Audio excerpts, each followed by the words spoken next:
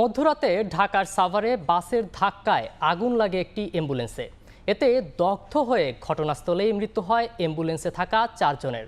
Fire service জানায়, গত রাত 1:45টার দিকে ঢাকা আরিচা মহাসড়কের রাজফুলবাড়িয়া এলাকায় একটি বাস পেছন থেকে ধাক্কা দেয় একটি অ্যাম্বুলেন্সকে। মুহূর্তে অ্যাম্বুলেন্সটিতে আগুন ধরে যায়। আগুন ছড়িয়ে পড়ে অ্যাম্বুলেন্সটিকে ধাক্কা দেয়া বাস ও পাশে থাকা শ্যামলী পরিবহনের একটি বাসে। খবর পেয়ে ঘটনাস্থলে পৌঁছে আগুন নিয়ন্ত্রণে কাজ শুরু করে ফায়ার সার্ভিসের 2টি ইউনিট। 1.5 ঘন্টার চেষ্টায় রাত 3:15টার দিকে আগুন নিয়ন্ত্রণে আসে। অ্যাম্বুলেন্স থেকে উদ্ধার করা হয় 4 জনের মরদেহ। তাৎক্ষণিকভাবে নিহতদের পরিচয় শনাক্ত করা যায়নি। এ ঘটনায় আহত অন্তত 7 জনকে উদ্ধার করে স্থানীয় হাসপাতালে পাঠায় ফায়ার সার্ভিস ও এলাকাবাসী।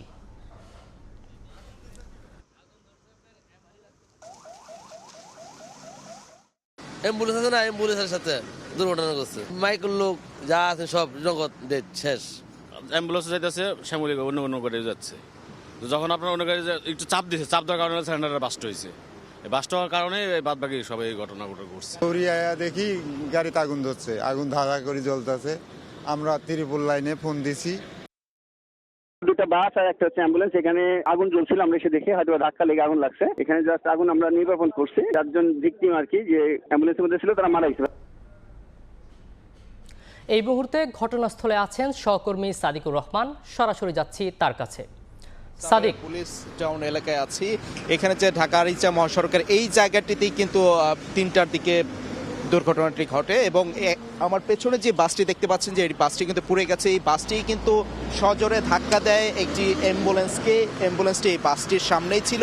এই জায়গাটিতেই কিন্তু তখন পেছন দিকে যেহেতু সিলিন্ডার থাকে এবং সিলিন্ডারটি বিস্ফোরণ ঘটে এবং তাতে কিন্তু সঙ্গে সঙ্গেই যেই অ্যাম্বুলেন্স ছিল সেখানে আগুন ধরে যায় এবং সেই অ্যাম্বুলেন্সে থাকা 4 জন নিহত হয় ঘটনাস্থলেই। এবং দেখতে পাচ্ছেন যে বাসটি, এই বাসটিতেও কিন্তু অ্যাম্বুলেন্স থেকে আগুনটি বাসে ছড়িয়ে পড়ে এবং এতে কিন্তু সঙ্গে সঙ্গে বাসে আগুন ধরে যায় এবং সব কিন্তু পুড়ে গেছে। দেখতে পাচ্ছেন যে বাসের ভিতরে কিন্তু কোনো কিছুই সব কিছুই পুড়ে গেছে এবং এখানে যারা ছিল তখন আগুন ধরে যাওয়ার সঙ্গে সঙ্গে তারা বাসের যে জানালা ছিল সেই জানালা গ্লাস ভেঙে এখান থেকে বের হয়ে যায় এবং কেউ যে দরজা ছিল বাসের সেখান দিয়ে কিন্তু গেট দিয়ে বের হয়ে যায়। আমরা আসলে যেটা দেখেছি যে এই যে দুর্ঘটনাটি ঘটার সঙ্গে সঙ্গে যে মৃত্যুর ঘটনাটি ঘটে এবং এখানে এই বাসটির পেছনে আরেকটি বাস ছিল যেটি আসলে সরিয়ে নেওয়া হয় রেকার্ড দিয়ে, সেই বাসটিতে কিন্তু আগুন ধরে যায়। অর্থাৎ এই 2টি বাসে কিন্তু আগুন ধরে যায় এবং এখানে ব্যাপক মালামালের ক্ষয়ক্ষতি হয়। যদিও বাসে যারা যাত্রী ছিল তারা আহত হয়েছে, তারা কিন্তু মারা যাননি, কিন্তু অ্যাম্বুলেন্সের যারা ছিলেন তারা কিন্তু সঙ্গে সঙ্গেই তারা মৃত্যুবরণ করে না। এখানে যেটা আমরা দেখাতে চাচ্ছি, আসলে এই বাসের যেই জানেন যে বক্স থাকে, যেই বক্সে মালামাল থাকে, সেই বক্সে কিন্তু প্রায় 10 থেকে 15টি ছাগল ছিল, যে ছাগলগুলি উত্তরবঙ্গ থেকে নিয়ে আসা হচ্ছিল। এই ছাগলগুলি কিন্তু আসলে পুড়ে মারা যায় এবং এখানে আমরা বিভিন্ন ধরনের মালামাল থাকতে দেখেছি, যেগুলি হচ্ছে ধান চাল ছিল অনেকগুলি, যেগুলো অর্থাৎ বোঝা যাচ্ছে যে গ্রাম থেকে শহরে নিয়ে আসার জন্য আনা হয়েছিল, সেগুলো সব কিন্তু পড়ে গেছে। এই যে মর্মান্তিক দুর্ঘটনাটি, আসলে এখানে যারা প্রত্যক্ষদর্শী তারা যেটা বলছেন যে আসলে বেপরোয়া গতিতে বাসটি আসার কারণেই এই বাসটি যখন অ্যাম্বুলেন্সটিকে ওভারটেক করতে যায় ঠিক তখনই কিন্তু সজোরে পেছন দিক থেকে অ্যাম্বুলেন্সে ধাক্কা দেয় এবং তাতে কিন্তু সিলিন্ডার বিস্ফোরণ হয়। এরকম দুর্ঘটনা কিন্তু এই এলাকায় কিন্তু আরও ঘটেছে, যদিও এটা একটু ব্যতিক্রমভাবে, অর্থাৎ আগুনে এটা আগুন ধরে বিস্ফোরণে ক্ষয়ক্ষতি হচ্ছে এবং মানুষ মারা গেছে, কিন্তু বেপরোয়া গতির কারণে কিন্তু প্রায় সময় বিভিন্ন সময় কিন্তু এই ধরনের দুর্ঘটনাগুলি ঘটছে, প্রাণহানি ঘটছে। তো এই বিষয়গুলিতে আমরা দেখেছি আসলে পুলিশ এসেছিলেন, তবে এই বাসের চালকের কি অবস্থা সেই বিষয়ে কিন্তু কোনো আমরা বিস্তারিত সব জানতে পারিনি, কিন্তু যারা আহত হয়েছেন তাদেরকে স্থানীয় চিকিৎসা কেন্দ্রে চিকিৎসা দেওয়া হচ্ছে এবং দেখতে পাচ্ছেন যে এখানে ধ্বংসস্তূপ যেগুলো পুড়ে গেছিল সেগুলো কিন্তু এখনও রয়ে গেছে। এখানে মানুষের মালামাল এবং জামা কাপড় সব পড়ে আছে। অর্থাৎ এখানে যে আসলে যারা আগুন লাগার সঙ্গে সঙ্গে দ্রুত তারা বাস থেকে নেমে যায় এবং নেমে যাওয়ার সময় কিন্তু অনেকে আহত হয় এবং এই যেটা দেখতে পাচ্ছেন যে আসলে ভয়াবহ আসলে অগ্নিকাণ্ড হয়েছে, যেই বিস্ফোরণে কিন্তু আগুন লেগে যায় এবং এতে কিন্তু অর্থাৎ এখানে দেখতে পাচ্ছেন যে বাসে কিন্তু অনেক ধরনের জ্বালানি থাকে, যে ডিজেল থাকে এবং এগুলি থেকে কিন্তু খুব সহজেই আগুনটা কিন্তু ছড়িয়ে ছড়িয়ে পড়েছে এবং এতে কিন্তু প্রাণহানি ঘটেছে। আমরা আসলে এখানে যারা স্থানীয়রা ছিল তারা যেটা বলছেন যে এই জায়গাটি অর্থাৎ আমিনবাজার এলাকা এবং যে হেমায়তপুর এলাকা, এই এলাকাগুলিতে কিন্তু বাসগুলি যখন উত্তরবঙ্গ থেকে আসে তখন এই বেপরোয়া গতিতে কিন্তু পারাপার হয়। এই ক্ষেত্রে কিন্তু দেখা যায় ট্রাফিক যে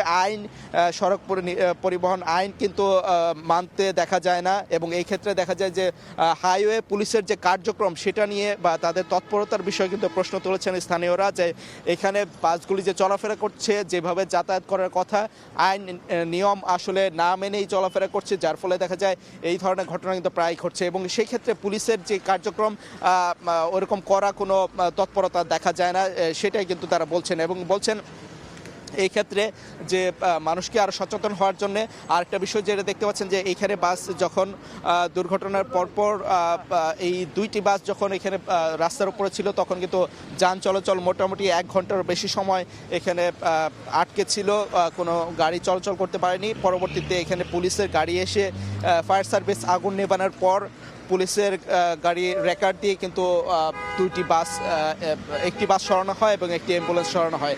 এছাড়া একটি বাস কিন্তু এখনও রয়ে গেছে, কিন্তু সড়কের মেইন মাঝখান থেকে একটু পাশে সরিয়ে দেওয়ার কারণে কিন্তু এখন যান চলাচল করছে। আমরা দেখেছি আসলে তখন লোকজনও তেমন না থাকলেও কিন্তু এখন যখন ভোর হওয়া শুরু করেছে আসলে এখন লোকজন আসা শুরু করছে। আমরা যেটা দেখে যখন দুর্ঘটনা ঘটে তখন কিন্তু এখানে রাত 3টার দিকে মানুষজন একদমই ছিল না। সেই ক্ষেত্রে দেখা যায় আশপাশের যারা ছিলেন তারা খুব দ্রুত এসে এখানে উদ্ধার তৎপরতা চালায় এবং ফায়ার সার্ভিসও খবর পেয়ে চলে আসে এবং এতে কিন্তু দেখা যায় যে তাদেরকে খুব দ্রুত চিকিৎসা দেওয়া সম্ভব হয়েছে। আমরা যেটুকু আসলে জানতে পেরেছি, যেটা দেখতে পাচ্ছেন এই যে পুড়ে যাওয়া বাসটি, এটার সামনে কিন্তু যে অ্যাম্বুলেন্সটি ছিল সেই অ্যাম্বুলেন্সটি কিন্তু একটি ডিভাইডারে ধাক্কা খায় এবং এর ফলে দেখা যায় যে পেছন দিক থেকে যখন সজোরে ধাক্কা দেয় বাসটি, ডিভাইডারের সাথে অ্যাম্বুলেন্সটি আটকে যাওয়ার কারণে কিন্তু দেখা যায় এটা আরও বেশি চোট লাগে। অর্থাৎ পেছনের বাসটি যখন ধাক্কা দেয় সেই বাসটি অ্যাম্বুলেন্সটি কিন্তু তখন সামনে যাওয়ার মতো কোনো উপায় ছিল না, কারণ এখানে যেটা দেখতে পাচ্ছেন ডিভাইডার ছিল, এখান থেকে কিন্তু পরে সরিয়ে ফেলা হয়। ডিভাইডারে কিন্তু দেখা যাচ্ছে যে এখানে কিন্তু বেশ চোট লেগে আছে, যার ফলে দেখা যায় এখান থেকে কিন্তু আটকে যায়।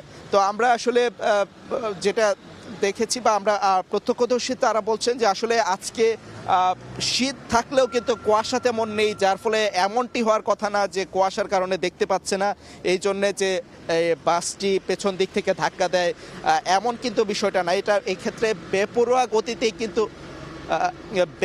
গতিকে কিন্তু প্রত্যক্ষদর্শীরা দায়ী করছেন। আমরা একটু দেখাতে চাই যে ভেতরের যে চিত্রটি, এখানে আসলে ভেতরে ঢোকার কোনো ব্যবস্থা নেই। তারপরে আমরা একটু আমরা আসলে একটা খোলার কোনো ব্যবস্থা যদি থাকে তাহলে হয়তো আমরা একটু ঢুকতে পারতাম, কিন্তু এখানে সব কিছু পুড়ে গেছে এবং মালামাল যেগুলো ছিল এগুলো সব এলোমেলো হয়ে থাকার কারণে আসলে এখানে ঢোকার কোনো উপায় আমরা দেখতে পাচ্ছি না। কিন্তু আমরা একটু দেখাতে চাই যে এখানে যেটা দেখতে পাচ্ছেন যে এখানে সাধারণত সিটগুলি কিন্তু থাকে প্লাস্টিক এবং ফোম জাতীয় বিভিন্ন ধরনের জিনিস দিয়ে সিটগুলি তৈরি। এর ফলে কিন্তু দেখা যায় যে খুব সহজেই আগুন লাগার সঙ্গে সঙ্গে সব কিছু কিন্তু পুড়ে গেছে। আপনি যেটা দেখতে পাচ্ছেন এখনও কিন্তু বাসের বিভিন্ন জায়গা থেকে আসলে ধোঁয়া উঠছে, যদিও এখন থেকে 1 ঘন্টারও বেশি আগে আগুন নিয়ন্ত্রণে আনে এবং আসলে আগুনটা কিন্তু খুব ভয়াবহ আগুন লাগে এবং আগুনটা খুব দ্রুত ছড়িয়ে যায়, যার ফলে দেখা যায় যে আসলে এই যে মানুষ 4 জন যে মারা গেছেন, অ্যাম্বুলেন্সের চিত্রটা যদিও আমরা এখন দেখাতে পারছি না, অ্যাম্বুলেন্সটির সঙ্গে সঙ্গেই সরিয়ে নেওয়া হয়েছে। অ্যাম্বুলেন্সের যে পোড়ার যে চিত্রটা সেটা কিন্তু এটা থেকে ওই বাস থেকে আরও বেশি ভয়াবহ, এটা কিন্তু আমরা জানতে পেরেছি।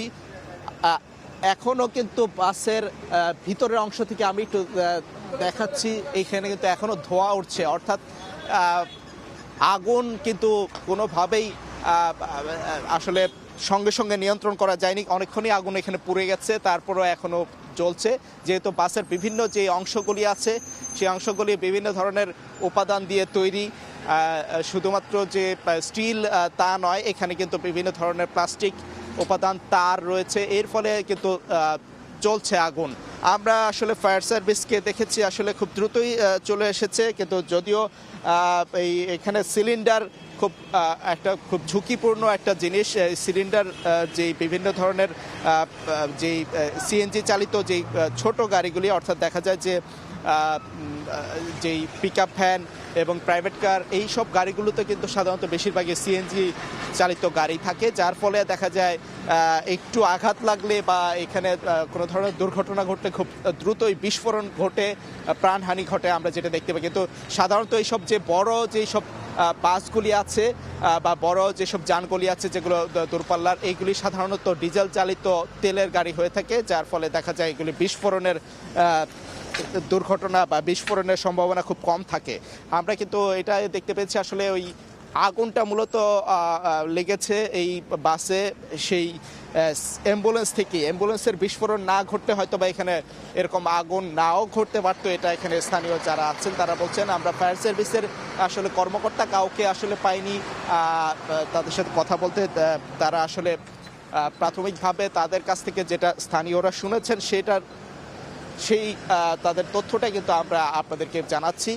আসলে এখানে যারা আছেন তারা যেটা বললেন যে আসলে ফায়ার সার্ভিস এই বিষয়টি নিয়ে আসলে তদন্ত করে দেখবে, এবং আরেকটা বিষয় যে এই ধরনের ঘটনা যেন না ঘটে সেই ক্ষেত্রে যারা চালক আছেন তাদেরকে বারবার সতর্ক করা হয়, কিন্তু তারপরেও বেপরোয়া গতিতে একটা গতির যে প্রতিযোগিতা এইসব হাইওয়েতে চালানো হয়, এর ফলে কিন্তু এই ধরনের প্রাণহানি ঘটে। মানুষ একের পর এক প্রাণ ঝরছে। বিভিন্ন ধরনের সড়ক নিরাপত্তা আইন করার পরেও কিন্তু নিরাপদ সড়ক আইন থাকার ফলেও বাস্তবায়ন না থাকার কারণে এই ধরনের ঘটনাগুলি ঘটছে। যারা স্থানীয় তারা বলছেন যে এই ধরনের হাইওয়েতে তারা প্রায় সময় এমন ঘটতে দেখেন। আমি এখানে অ্যাম্বুলেন্সের একটু আলামত আমি দেখাতে চাই। বাসটির সামনে যে অ্যাম্বুলেন্সটি এখানে ছিল, এখানে কিন্তু মানুষ চারজন একদম চারটি তাজা প্রাণ এখানে ঝরে যায়। এখানে অ্যাম্বুলেন্সের সামনের যেই এই যেটা দেখাতে যাচ্ছি, এইটা হচ্ছে সামনের যে গ্লাসটি ছিল, ফ্রেমটি এখানে পড়ে আছে এবং গ্লাস সহ অন্য সব কিছু কিন্তু পুড়ে গেছে। এই অ্যাম্বুলেন্সের এটা হচ্ছে ফ্রন্ট সাইডের যে সামনের গ্লাসটি। এছাড়া এইখানের দেখতে পাচ্ছেন যে এখানে পোড়া অংশ সব কিছু কিন্তু পড়ে আছে। মানুষ এই চারজন মানুষ ঠিক এই জায়গাটাতেই আসলে পুড়ে এখানে মারা যায়। তৎক্ষণাৎ ঘটনাস্থলেই কিন্তু তাদের মৃত্যু হয়। এবং দেখতে পাচ্ছেন বাসের নিচের অংশটিতেও যদি আমি একটু দেখাই যে এখান থেকে কিভাবে আসলে কতটা ভয়াবহ ছিল এখানের দুর্ঘটনার চিত্রটি আমি একটু দেখাতে চাই। এখানে বিভিন্ন ধরনের আলামত কিন্তু এখানে পড়ে আছে, যেটা দেখতে পাচ্ছেন পুরে একদম ছাই হয়ে গেছে। এখানের কতটা ভয়াবহ এই বিস্ফোরণটা ছিল, এবং এইসব সিলিন্ডার এবং গাড়িতে যেসব গ্যাস সিলিন্ডার কতটা ভয়াবহ সেটা কিন্তু বোঝাই যায়। এখানে যারা আশপাশের বিভিন্ন ধরনের যান চালকরাও কিন্তু এসেছিলেন, এটা দেখেছেন এবং বললেন যে আসলে প্রতিটা গাড়ি এই ধরনের যেই সব ছোট গাড়িগুলি আছে এগুলো বেশিরভাগই কিন্তু সিএনজি চালিত, এবং প্রতিটা গাড়ি মনে হয় এক একটা বোমা বহন করে চলেছে। অর্থাৎ যে কোনো সময় এই ধরনের দুর্ঘটনা কিন্তু ঘটতে পারে, সেজন্য গতির নিয়ন্ত্রণটা খুবই জরুরি তারা যেটা বলছেন।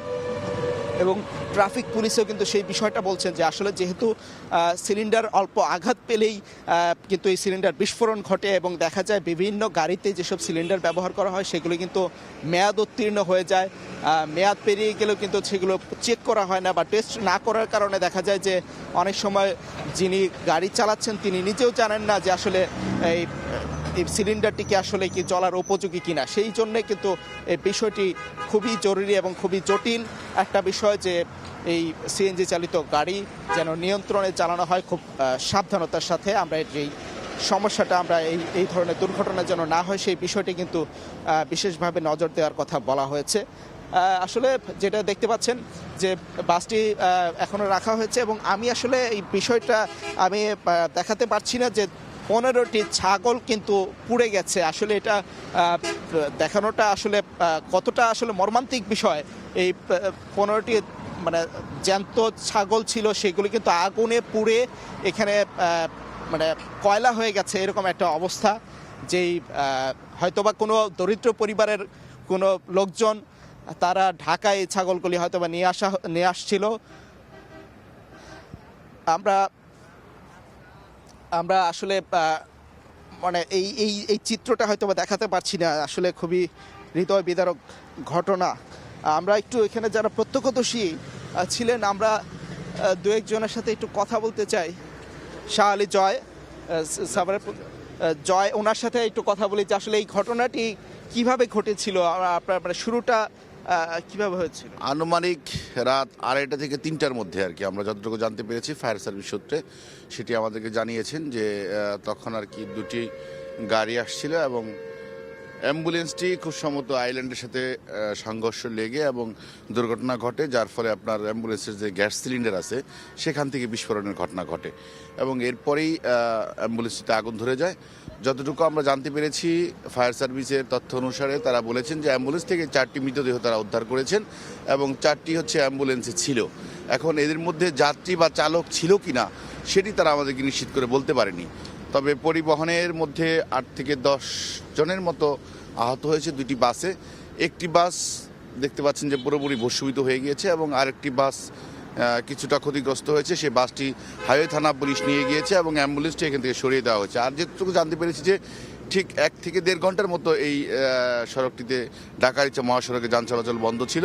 এরপর পুলিশ এসে পরিস্থিতি নিয়ন্ত্রণে নেয় এবং যান চলাচল স্বাভাবিক করে। আচ্ছা, এরকম মানে আহত কতজন হয়েছিল এটা কি জানতে পেরেছেন? আহত আমাদেরকে যেটি ফায়ার সার্ভিস সূত্রে জানানো হয়েছে, আসলে ফায়ার সার্ভিস তখন কাজে খুব ব্যস্ত ছিল, তারা পরিসংখ্যান সঠিক দিতে পারেনি। তারা বলেছে তারা যতটুকু জেনেছে 10 থেকে 12 জনের মতো তারা দেখেছে যে আহত হয়েছে। আচ্ছা, আপনি তো এই এলাকার সংবাদ পরিবেশন করেন, এখান থেকে সংবাদ সংগ্রহ করেন। এই এলাকায় বা এখানে দেখা যায় যে দূরপাল্লার বাসগুলি কিন্তু এই রাস্তা দিয়ে চলে, ঢাকা আরিচা মহাসড়কের। এখানে তো প্রায় সময়ই দুর্ঘটনাগুলি ঘটে। আসলে কেন এই দুর্ঘটনাগুলি প্রায় সময় ঘটছে? এই দুর্ঘটনাগুলি ঘটার মূল কারণ হচ্ছে যে সড়কের ত্রুটি। আমরা যতটুকু সংবাদ সংগ্রহ করতে গিয়ে জানতে পেরেছি যে সড়কটিতে যথেষ্ট পরিমাণে ত্রুটি রয়েছে, অর্থাৎ আপনার যে আইল্যান্ডগুলো করা হয়েছে এবং যেগুলোর মধ্যে রাত্রের বেলায় যে ধরনের যে বাতি থাকা দরকার বা সাইনিং থাকা দরকার, দূর থেকে যেগুলো পর্যবেক্ষণ হওয়া দরকার, যে একজন চালক যখন গাড়ি চালায় তখন কিন্তু দূর থেকে তার ওই যে ডিভাইডারগুলো থাকে সেগুলো কিন্তু সে দেখতে পায় না। একই সাথে কিন্তু যে সমস্ত জায়গায় ইউটার্ন করা হয়েছে সেই সমস্ত জায়গায় কোথাও কোথাও ত্রুটিপূর্ণ ইউটার্ন করা হয়েছে। দেখা যায় যে সমগতিতে যখন একটি গাড়ি, দুটি গাড়ি যাচ্ছে, একটি গাড়ির পিছনে আরেকটি গাড়ি যাচ্ছে, তখন অপর দিক থেকে যে গাড়িটি আসে সেই গাড়ির নিয়ন্ত্রণ করতে পারে না, অর্থাৎ নিয়ন্ত্রণ করতে না পেরে তখন ওই আইল্যান্ডের যে আপনার সাইনিংগুলো রাত্রেবেলা থাকার কথা সেগুলো থাকে না।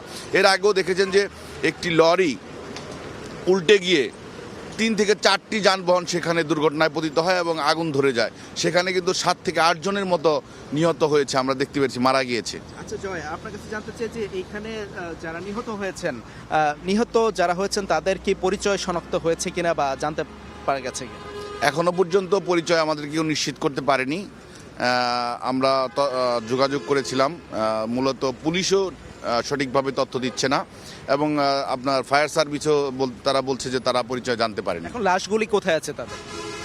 লাশগুলি কিছু পাঠিয়ে দেওয়া হয়েছে এনাম মেডিকেল কলেজে, আর কিছু পুলিশের নিয়ন্ত্রণে। একটা বিষয় যে এখানে যারা স্থানীয় প্রত্যক্ষদর্শী অনেকে ছিলেন, তারা আসলে অনেকে বলছেন যে আসলে হাইওয়ে পুলিশের কার্যক্রম বা ওরকম দেখা যায় না এই রাস্তায়। তো আসলে আপনি কি জানেন যে হাইওয়ে পুলিশের কার্যক্রম, হাইওয়ে পুলিশের সংখ্যা কি কম কিনা?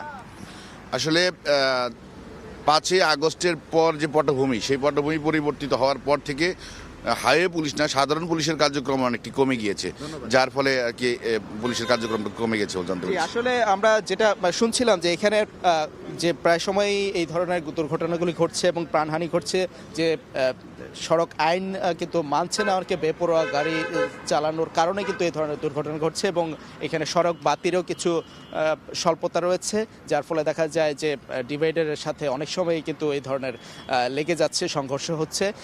এই ধরনের দুর্ঘটনা যেন না ঘটে এই জন্য কিন্তু পুলিশ সহ যারা এখানের কর্তৃপক্ষ আছেন তাদেরকে বিশেষ ব্যবস্থা নেওয়ার কথা এখানে স্থানীয়রা জানাচ্ছেন এবং এই বাসটিও খুব দ্রুতই সরিয়ে নেওয়া হবে এবং যান চলাচল পুরোপুরি স্বাভাবিক হবে। এই ছিল এখান থেকে সবশেষ তথ্য। সাভার থেকে সরাসরি যুক্ত ছিলেন সহকর্মী সাদিকুর রহমান।